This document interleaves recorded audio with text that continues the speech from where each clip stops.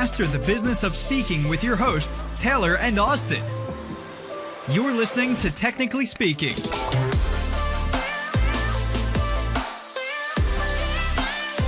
Welcome to another episode of Technically Speaking. We're your hosts, Taylor and Austin, and we are so excited about today's guest. Today, we're talking about vision and action and everything in between. And the whole goal about today's episode is to talk about the importance of having a clear mission, having a clear vision, and how to take those goals that you have and turn them into action.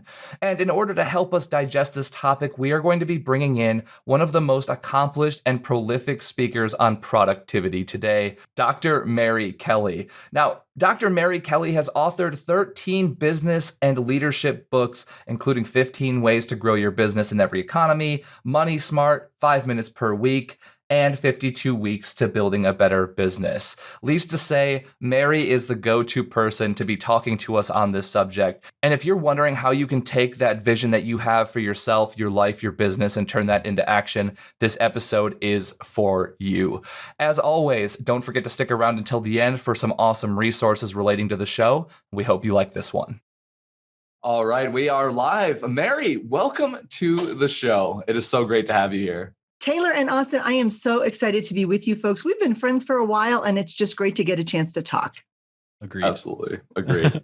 So the first question we love to kick off every episode with is, what got you into the crazy world of professional speaking? How did you get here? I did a lot of training and teaching and talking for the military. As an officer in charge, I was an intel officer, so I did a lot of briefings for air crews. I've been talking for most of my career. My parents would say I've been talking most of my life. How I got specifically into the speaking world was being a professor at the Naval Academy, which I did for 4 years the second time around. They were always looking for people to go out in the community and do talks. And so I thought, well, sure, I'm happy to do that. So I did a lot of that. And then some of those people who saw me in uniform speak asked me to come back to their organizations and talk to their groups of people. And I thought, oh, sure, yeah, that's no problem at all. I'm a civilian, I can do this. And then somebody said, well, what's your honorarium? I'm like, my what? Like, I didn't realize that was something people got paid to do. I thought, well, I'm just a woman. I get to talk and I'm going to get paid to talk. This is fantastic. So after 25 years in the Navy, I thought, well, if I've got any expertise on leadership, which is predominantly what I get to do, or economics, because that's what my PhD is in, this would be a great idea. And I grew up in a small business. So the business side of growing the speaking business was honestly not as much of a challenge for me as I think it probably is for a lot of people. That makes sense. What a cool journey too. And I mean, you have a very decorated background. The letters before and after your name are significant. So it's cool that you bring all of this experience and wisdom with you from the real world. You're not pontificating on these ideas. What you speak on comes from time tested and real world experience. So I just have to highlight that that's one of my favorite things about you. Oh, you're very kind. So I feel very lucky that the military allowed me to have leadership positions when I was 21 years old, and actually younger than that. You have leadership positions at the Naval Academy. And I got to use the training and the tradition and the talent of all those people who came before me. And unlike a lot of people who just kind of fumble their way through leadership, the military teaches leadership. So I feel very fortunate that I get to bring that expertise to my civilian organizations. Yeah, that's great.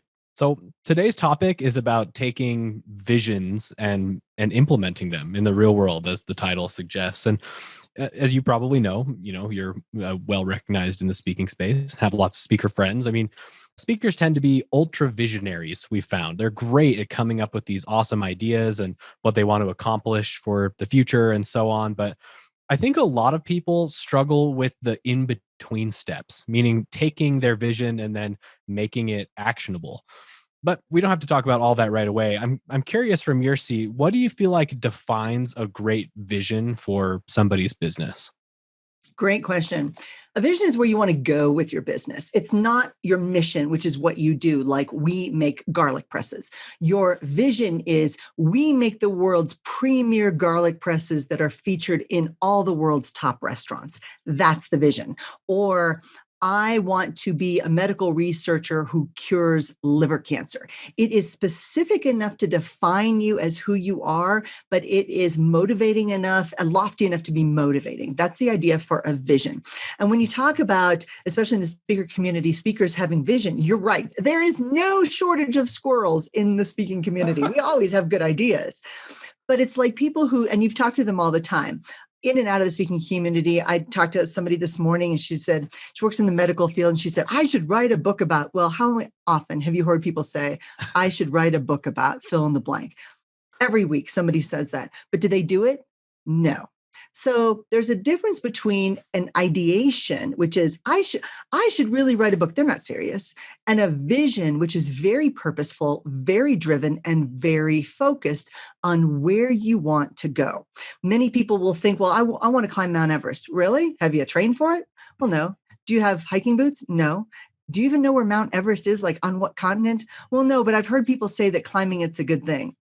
Okay, that's still in the ideation stage. A vision is in 2022, I am going to climb Mount Everest. And then from that vision, which is very purposeful, then you can create a plan to attack where you want to go and how you want to get there. Wow. Simple, concise. I love that.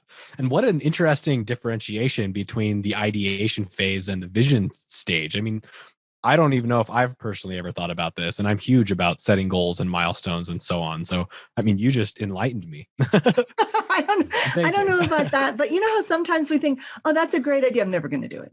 Yeah. And sometimes we're smart enough to realize that. But how many times have you heard people say, yeah, my dream is to take a 2-week trip to Europe, and then they die and they never have done it. So it was an ideation, but it wasn't really a vision. They really didn't envision it and being there. They kind of looked at the pictures of Italy and France and thought, oh, that's something other people do. Your vision is something you're going to do. And that's the difference. I've got a whole new thing on creating a personal vision and mission statement. I was doing a strategic plan for a company. And of course, you start with the normal steps of strategy and vision, mission, goals, all those things. But then for the personal strategic plan, which is what I'm calling it, the PSP, the personal strategic plan, I flipped it on its head. And I thought, okay, if it's a personal vision, and it's maybe as an entrepreneur, solopreneur, this is where you start. You start with your values. You start with the things that are the most important to you. And then you work from there into what it is you're good at doing, what you can get paid to do, what the market will allow you to charge for what you do. Figure out if that's a viable option. And from that, you can craft what it is you're going to do. That's your mission, what you do. We make garlic presses. And then once you've got that defined, now you can launch into your vision.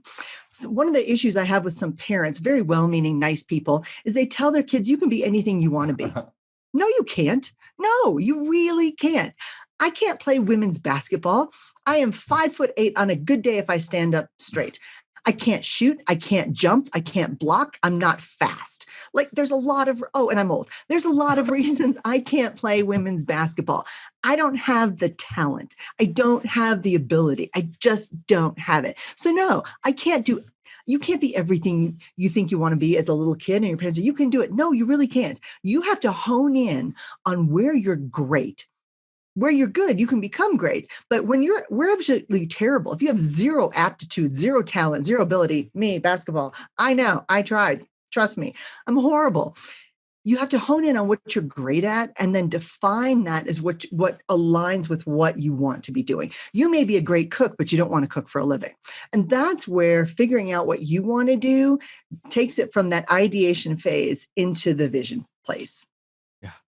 Well, you kind of answered a question that I was going to have, which is how do you take those things that you're good at and then combine that with something that you like? Because oftentimes I think we end up chasing things that we're good at solely because we're good at them, and that always doesn't align with being happy. And I think people could debate about how important being happy really is. I think you can find happiness in what you do, but would you have any thoughts for somebody that said, yeah, I'm great at these things, but I don't like doing them? Yes, that means outsourcing those things. Get somebody else to do it. And in every business, there's going to be things you don't like doing. But some people say, well, just follow your passion and the money will come. That's said by poor people. We don't want to do that. I'm an economist and I don't want I don't want people feeling that scarcity of being short on money. I wrote a personal finance bestseller. And one of the biggest problems I found when doing more research on that, I researched for about 12 years before I published the book, was people get frustrated thinking that other people have this, I should too. Well, are you willing to do the things that those other people do? Well, no. Well, then you shouldn't be surprised when you don't have those other things. Well, but I'm pursuing my passion. Well, that's great. But your passion doesn't necessarily pay anything. So again, some people say, well, I want to talk about, how cute my dog is as a keynote speech. Okay, that's lovely. And I have two cute dogs, but I am not naive enough to think that anybody would pay me to talk about how cute my dogs are. Now, can you make a different twist on it? Can you do something different? Maybe. But the whole idea is analyzing where the market is, understanding market supply and demand forces, and then figuring out where your best talent, skills, and abilities lie in a marketable place. Oh, that's perfectly summarized. As you've been talking, this seems like we're kind of heading down a path, like almost like step by step. We have the ideation phase, we have the vision phase, and I'm sure in the rest of this episode we're going to talk what goes beyond that. But when somebody has an idea and they want to be intentful about creating a vision out of it, what can they do to take their idea and then craft it into a vision? Is there a process that you walk people through to try and figure that out and get concrete so they can move on to the next steps after they've crafted their vision? As you know, I like processes and checklists and systems. Every time we launch a plane, there's a checklist. And you may have flown that plane 1,000 times and it doesn't matter. You still look at the checklist. So I like to walk people through not a defined checklist, although I do have a lot of those. But okay, this is your idea. What are you willing to do? And when I say that, I say, so for the next 30 days, if you're serious about launching this new business, I want you to allocate 10 minutes and I need you to set a timer and write down everything. And every day there's a new thing that you're going to think about. Who's your target market? Who are you going to market to? What are you going to market? How are you going to market? What tool do you need to market? That's just on the marketing side. On the sales side, what are you going to sell? Who are you going to sell it to? Where are you going to find people to sell to? Who do you want to work with? And that's all part of this process. And when somebody says, well, I'm trying to transition from working corporate to, running a speaking business or running my haircutting shop or whatever it is, I say, great. So take the next 30 days, 10 minutes a day. And and then I want you to call me every week on Fridays and tell me how it went that week. And it gives them that accountability, but it also tells me if they say, well, I just didn't get to it this week, they're not serious. They're not. And then it's just a squirrel. It's an ideation. They're never going to get serious about it. But when the time is right, sometimes it just takes the right timing. And sometimes the timing isn't right. Maybe their kid is sick. Maybe their parents in a hospital. Maybe COVID hit. Maybe. But in the same token, it's kind of like personal finance. When I talk to people about budgets, they say, well, January is a tough month because we're paying off bills from December. Oh, okay, then what's happening in February? Well, February, there was a long weekend and then there was Valentine's Day. So that wasn't a good month to budget. And then, March, my kid was on spring break. So we all did this stuff. And then April, well, there's Easter. And then, May, we're heading into the summer. And then June, we took vacation. And then July, there's 4th of July. Then we get into August, that's back to school. So we had all those expenses. And then September happened. Well, there's Labor Day weekend, plus it was somebody's birthday. There's always a reason to not do it. So for people who are serious, that's what they need. They need the real checklist. They need the vision plan, the mission plan, the business plan, all of those things. And then they work through it. And that is what helps people be successful, is getting out of that ideation phase and really making the commitment to do it. So all I ask for is 10 minutes a day, 10 minutes a day. And that's why all of my plans for the 5 minutes per week, 52 weeks to building your better business, they're all 5-minute plans. And if you're crystal clear on what it is you do, who your defined audience is, who you're marketing to, how you're going to sell, they take 5 minutes a day. If you're not quite so clear, it might take 10 or 15. And that's where I start people though. And so every day I ask people to spend 10 minutes just working on this and tell me how it goes. And then at the end of 30 days, then we can craft where they need to go. We can craft their vision and we can craft then their business plan from that. And I like a 1-page business plan. I like to keep it very straightforward because it should be on your wall. It should focus on all the highlights, the same kind of things that you focus on. What's the executive summary? What do we do and for whom? Everyone is not a target market. People say, well, everybody needs this. Everyone is not willing to pay for this. Everyone is not a target market. So clearly define your target market and then differentiate you in how you are best suited to fulfill the needs in that target market. And that's part of the business plan. How do people find out about you? What's your strategic plan to do that? How are you making money? What do you charge? Who do you charge and how much? And then how do you know when you're growing, what you outsource? Many people say, well, I can do it. Every time I hear an entrepreneur, solopreneur, whether they run the local restaurant or the nail salon or whatever, they say, well, I can do that. Like, but should you do it? Just because you can do it doesn't mean you should do it. It's kind of like getting pregnant for some people. Just because you can doesn't mean you should. All right. So, and you're supposed to laugh there because if you didn't, that would be bad. All right. Oh, man. So I love this idea that then you say, okay, what am I great at? And what are the parts of the business that I'm not great at? And there's always things to learn. I think once we get complacent and think that we know stuff, we start to slide backwards, and that's not good. I'm very fond of some other, we've got some great talent in our speaker world, as you know. And one of my friends is fond of saying, don't let the tech get in the way of doing what you need to do. Mm-hmm. You can always find somebody to do the tech.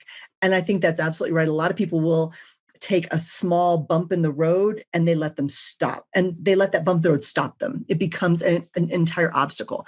A lot of people, I go back to the book writing idea. A lot of people say, well, I'd like to write a book. I just don't know how. I go, well, let me see your manuscript. Well, I haven't written it yet.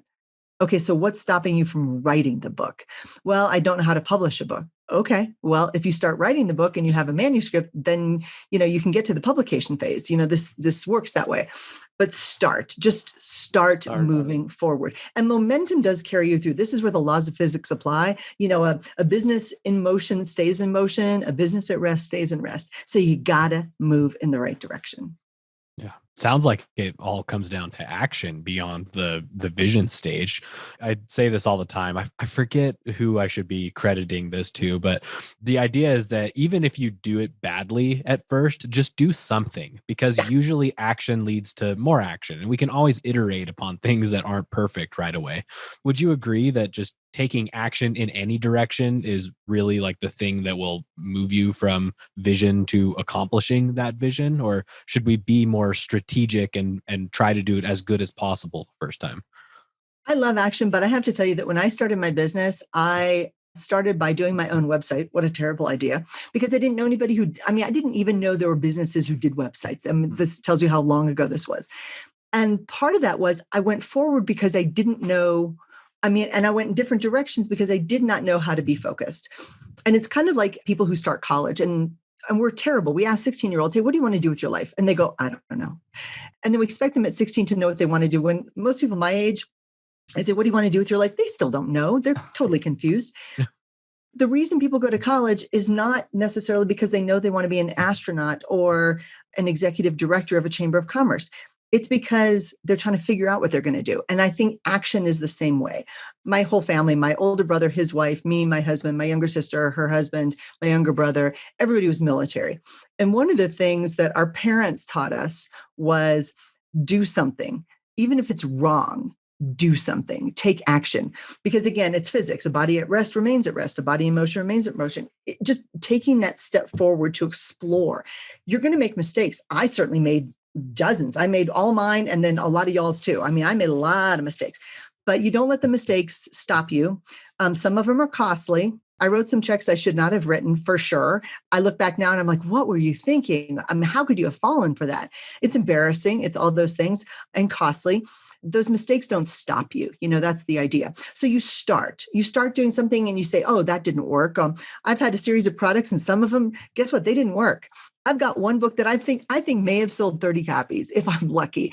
It was not a great book. It's an okay book. Did I know how to market it? No. Did I do a very good job with it? No, it's terrible. That's all on me, but I learned from it. And so then by the time I got to the next one, I was like, okay, all right, I'm going to do this one better.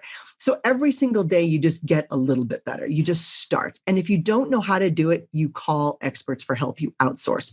I'm a big fan of outsourcing things that you do not do well. If you can't figure out a process for your business, you get help from people who do this well. Oh, if only we knew somebody who did this well. Only So, that would be great. Yeah. I know. If only they were like speaker flow guys or something like that. That would be amazing. Amazing. Man, Oh, Yeah. make me blush. Look at guys. We didn't even promote ourselves this episode. Look at that.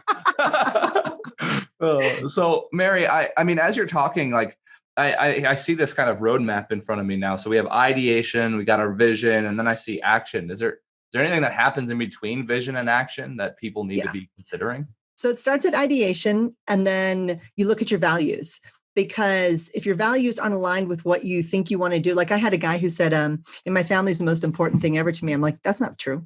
He's like, yes, it is. I'm like, no, it's not. I said, you're on the road 300 days a year and you're away from your family. You can't tell me that your family is the most important thing to you if you're gone that much. I'm gone a lot too, but I said, it's incongruent. And he was like, oh, I said, here. So he happened to be a really good friend. I said, I've been to more of your kids' Little League games than you have. Oof. And he was like, ouch. And I was like, hard to argue. So your values have to be right there at the forefront when you create this. So ideation, then values, then your vision. Where do you want to go? What do you want to do? And what are you going to do as your mission? And then your mission can tie into that. Your mission is, again, what you do. I am a medical researcher and I want to study, what I need to do to cure liver cancer. And then you sit down with the goal setting form. I have a great goal setting form. All your people are going to get that. It's in the book, because when you go to set goals, and I've got it here, which is also in the package your people are getting. I use a productivity sheet each and every day of my life, every day, Saturdays, Sundays. This was New Year's Eve, every single day of my life, because even though I use apps and technology and tasks and to-do lists online, there's something very cathartic about writing things down and getting it out of your head and seeing it organized on paper and then crossing it off. And it's just your brain releases it when it's written down. You go, oh, okay, I don't have to worry about forgetting that. It's all there. I'm going to get that done today. Got it. Every single day I have a sheet like this. And for me, and I call it the productivity sheet. And it's things like the calls to make, the follow-up, the to-dos, the appointments, and then short-term goals, which I almost never remember to figure out, even though it's right in front of me. And then today's accomplishments.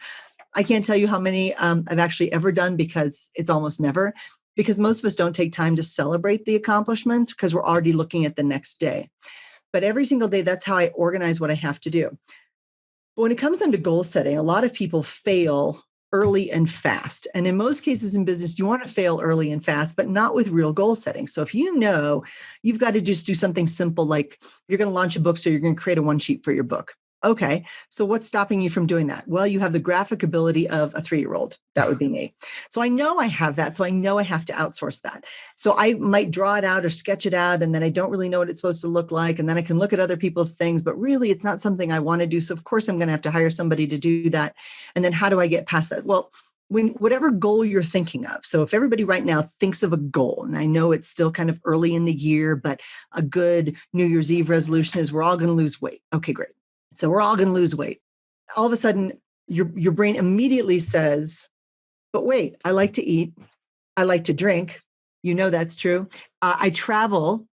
Okay, not as much as I used to. I don't really like exercising. I don't really like vegetables. Like, your brain automatically goes to the obstacles.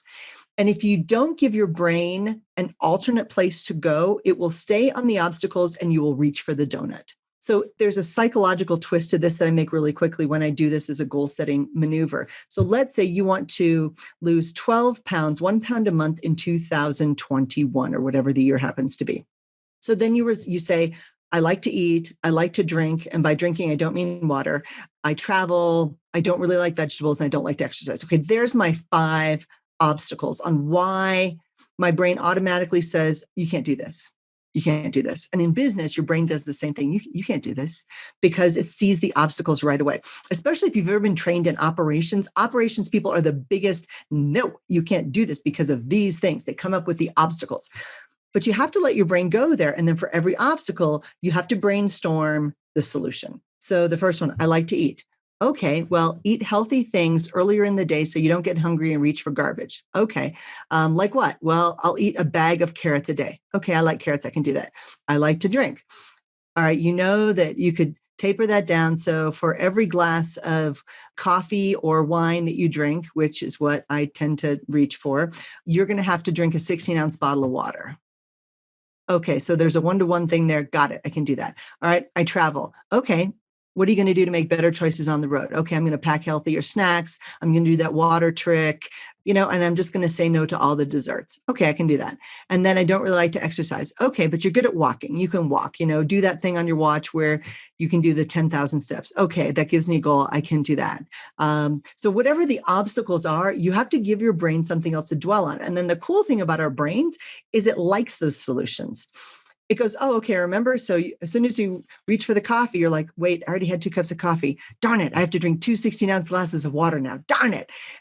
And as soon as you allow that to happen, your brain will do the work for you. But this is where a lot of people use that. They see an obstacle or they get a speed bump and they just stop. They don't know how to roll over it. And unfortunately, for many people, the small things do become, they allow the molehills to become mountains, I guess, is what I'm trying to say. Wow, that's super cool. Actually, I mean, we hear goals talked about, and usually it comes back to the cliche, set SMART goals reference. And I think that there's some value to that. If you don't know how to set a goal, it's good to have some framework. But I don't know if I've ever really heard this twist, I guess you could say, that you just explained, where we're not just setting the goal, but we're identifying and solving problems for the obstacles that our mind immediately jumps to. Like I can think of 1,000 goals that I've set for myself that have fallen out of the wayside specifically for that reason, because I have all these obstacles and that's what I'm thinking about. And I feel miserable because of it. And so I don't make the changes because it's easier to just not run into those obstacles. So it's a cool way to look at it. Thanks. A lot of the stuff that I do is I love to study brains. And I've never seen anybody put it together that way. So when I was writing the 5-minute plan, I was talking to a couple of people. I said, and they were speaker friends. And I said, but why can't you just get this done? And they're like, because of all these obstacles. I'm like, okay, but none of these are hard. They're like, they're horribly hard. I'm like, no, they're not. And so what I realized, and that's where I came up with this, I realized that what other people see as a big obstacle to some people, it's not. So for me, there's certain tech things that I'm not great at. When I get a brick wall, for somebody else, they're like, that's a 5-minute thing. I'm like, oh, but I can't get over this brick wall. I realized, oh, if I can just go to the obstacles and figure out either who to call, how to call, or what to do, then it takes that mountain and turns it back into the molehill that it should be. So then when I was writing the 5-minute plan for this and I crafted that, I was like, oh, I could use this with my clients. This would be a really good idea. So that's kind of where it came from. Wow. And it's in the planning guide that y'all are getting.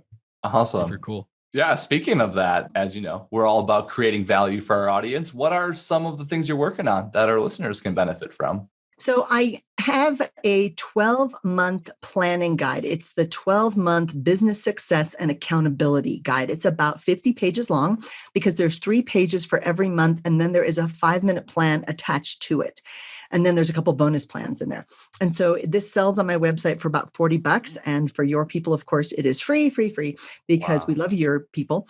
And the idea is you keep that by your desk all the time.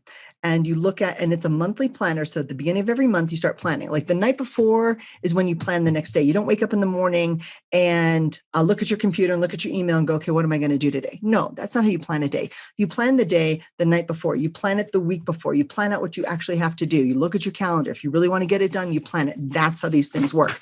And the same is with your month. Months go by and a lot of people have said, well, I just lost like 3 full months. I'm like, what do you mean you lost them? It's, well, I didn't get anything done. How can you not get anything done? Well, I just binge watched. Okay, that's your choice, but then you have to put that down in your monthly planner. Well, I don't want to. That makes me look bad. Well, guess what? That's why it's an accountability thing. So that's the fun thing. It's a 12-month, again, it's a planner and it's downloadable. It's a PDF, fillable PDF. And you print it out, you can fill it in online, and then you can see every month how well you did. So that's what I'm using with a lot of my facilitated groups. I facilitate some masterminds, I facilitate some coaching situations, and that's what I'm using for them.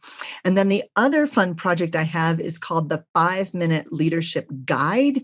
So it's a combination of a leadership book. There's only about 40 pages of verbiage from me. And then it's kind of a daily planning accountability tool. And the idea is if you're serious about achieving what you want to achieve, and by serious, I don't mean it has to take 20 hours a day. You just have to start moving in that right direction. So every day it asks you, okay, what are today's priorities? What are today's likely challenges? That's where we get into tackling those mountains and turning them back into molehills. And then what skills do I need today? So I know that for me, creating a new one sheet, I need graphic skills and I don't have them. Am I going to develop them? No, I am not. People say, oh, it's so easy. Just use fill in the blank. Well, it just doesn't work for me. It's going to take me 2 hours to do it. I'm going to be mad the whole time. It is so much easier for me to go to my graphics person and say, here you go for $20, please do this. that's a challenge that I might have. Well, what am I going to do? Well, I'm going to assign it to somebody else. Okay, good. And then what skill sets do I need to do today to reach out to people? Well, I need to not be afraid to pick up the phone. I need to make sure that I've got my marketing on track. Whatever I need to do. I need to be really patient with one really tough client. And then you grade the day. You say, so how was today? How did it go? So the idea is you kind of grade it, the next day or the next morning or that night. And it goes from terrible to meh to okay, good, and then great. And then I ask, well, what'd you learn today? And then you're like, well, I learned that Austin and Taylor are super cool, but I already knew that. So it's not really learning. It was just reiterated. Austin and Taylor are super cool and they do cool stuff and they help a lot of really cool people. Whatever it is you learn. And then if you go a couple of pages and you go, wait a second, I don't think I learned very much. Then it kind of tells you maybe you need to be doing a little bit more learning. It's a self-assessment accountability tool. And the great thing about it is it takes less than 5 minutes a day. So I'm very excited about that. It goes on Amazon in just a matter of days. It's called the 5-Minute Leadership Guide. And it's a guide because when I was doing the 12-month planner, I was told that a percentage of the population doesn't like the word planner because it implies that they don't plan. So then I thought, well, I can't call it a journal because that makes it sound like a 12-year-old's diary. So guide, we settled on guide. That was what the focus group came up with, the 5-minute guide. So I'm all about 5-minute plans, 5-minute guides. 5 minutes. There's somebody came out with a 5-minute gratitude journal, which is terrific. I didn't do it, but it's really good. And so I'm all about things that just make your life better in short amounts of time. Oh, love it. Goals. Those links will be down in the show notes. Everybody go grab those things. And if you like this episode, don't forget to rate, subscribe. And if you want more awesome resources like this, go to speakerflow.com/resources. Thank you so much for chiming in. I just wanted to take a second to thank our sponsor, Auxbus. Auxbus is the all-in-one suite of tools you need to run your podcast. And it's actually what we run here at SpeakerFlow for Technically Speaking. It makes planning podcasts simple. It makes recording podcasts simple. It even makes publishing podcasts to the masses simple. And quite honestly, Technically Speaking wouldn't be up as soon as it is without Auxbus. Thank you so much, Auxbus. And if you are interested in checking Auxbus out, whether you're starting a podcast or you have one currently, get our special offer, auxbus.com/speakerflow, or click the link below in our show notes. Thanks for tuning in today. Check the show notes for more info and see you next time. Later.